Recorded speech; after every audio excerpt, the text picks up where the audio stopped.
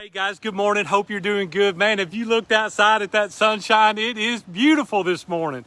Hope it is gorgeous where you're at as well. Last night, about 4:30, 5 o'clock in the afternoon, Robin said, hey, let's watch Chip and Joanna Gaines on the DYI network. And I'm like, what are you talking about? She said, well, they're not with HGTV anymore. They've got their own network, Magnolia Network. This is the DYI, and let's watch it. And I said, oh, I reluctantly said, okay. So I started watching it. I was so excited 1 hour into that movie or that series. I can't even begin to tell you. And here's why. First of all, we've been there to Magnolia. It's amazing. You guys ought to go. They own the whole town now. But Chip and Joanna started to share about their early days, and they took us all the way through their journey. And when they first started on HGTV, they were terrible. I mean, it was awful when they started. Joanna started telling about how she would go around to the stores in the community there, and she would get furniture to stage these houses.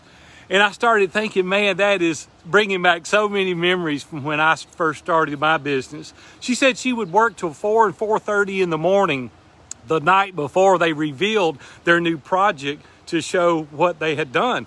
And I started thinking, man, they were pressing it right to the limit. And they went on telling about all the things that they did year after year and how they sacrificed year after year. And it brought back so many memories of when I was in the Eagles, and I would hear Dave Ramsey tell stories when he was on one radio station, the things that he would have to do. Travel all over the country speaking for free. That's where I met Dave, at Luby's Cafeteria back in the early 90s. He was speaking about starting the money game on one radio station in Nashville, Tennessee. And then Dan Miller started talking about 48 Days to the Work You Love and how he started out in a Sunday school class at his church. And he and Joanne would stay up all night printing out the material and putting it in binders. And they would travel around speaking, giving out information, telling people how to get a job that they could enjoy. And man, I started thinking about when Robin and I got married, 40 years ago. And we would work every night and go out in subdivisions and put flyers in mailboxes. And I would come back to the office and do stock work. And then I would shave early the next morning after I sponged off in the sink. And I'm not bragging. I'm not wanting you to feel sorry for me. And I'm not even an advocate necessarily for telling you to do some of these same things. But you can't expect to get up at 9 a.m. and get off at 3:30 in the afternoon and have any type of success in a short period of time. It just doesn't work that way. I know Tim Ferriss meant well when he wrote the 4-Hour Work Week, but that is not exactly the specific thing that he was talking about if you take it in the right spirit by which he wrote it. I think you can have a 4-hour work week years to come. And many people, though, today are not willing for that type of grit, determination and perseverance. And I want to encourage you to think through your passion. Think through the things that you're really wanting to accomplish. And are you willing to delay that gratification in order to have those things that you really want? Now, I never say sacrifice family, ever.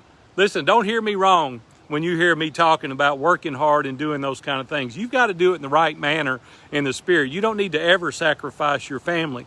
But there may be a period in time in your business career where you've got to work together with your spouse and figure it out so that you can delay that instant gratification for the greater good later. People come to me all the time and hire me to be their coach, and they'll do some of the things that I encourage them to do for 4 or 6 weeks, and then they'll go like, this is not working. I'm like, you don't get what I'm talking about. This is hard work year after year after year. I can't tell you how many years Robin and I did the kind of things that I just told you. In the mailboxes and on the car windshields, in the Kroger parking lot, and knocking on doors and inviting people to our business. Not for a month or two, year after year after year. And then one day I looked up and we had some momentum and we had a number of stores as a result of that. Now, I'm not boasting. All I'm saying is there's hard work in being successful. And when I heard some of these war stories last night that Chip and Joanna Gaines was sharing, it encouraged me. I wanted to get up and grab my hand weights and run through the wall. It just encouraged me to think they were nobody. They didn't know anything about anything, but they had a passion. And today they own the whole dadgum city. Listen, they're starting educational opportunities in their city. They own shopping centers there, Magnolia. They own the whole thing. People line up down the street to see what they're doing now. But it took hard work. You don't see the early days and the things that they sacrificed for. And I just want to encourage you today to think about your passion. How many times have you stayed up all night? How many times have you traveled all over the city and spoke for free? How many times have you stayed up all night and printed material on your copy machine to get up the next day to do it again and then again and then again? How many times have you shaved in the sink the next morning and spent the night putting up stock work at your location, whatever that is for you?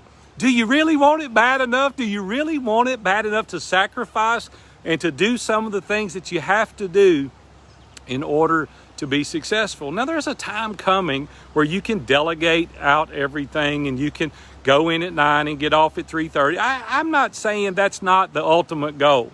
But all I'm saying is don't think you can start out that way, because it is very, very difficult to do. You have to have that burning desire deep inside you to do the difficult things in order to be successful.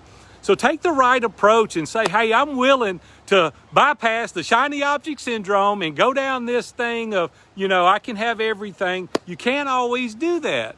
It just takes time to build something that is amazing long term. So don't compare your beginning to my decades of experience or somebody else's decades of experience, where yes, I do have a more relaxed working environment now, and I do have a team now, but I didn't to begin with. When I started View from the Top 7 years ago, it was me. And then quickly after that, it was Brooke, and she came on, and we built our team since then.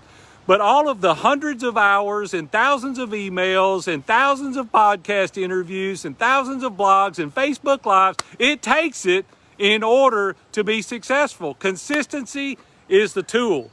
And I want to encourage you today to think about that passion that is deep in your heart, and are you willing to do the hard things to be successful? Well, I better get back to work. Speaking of consistency, let me get ready for the day here just for a second.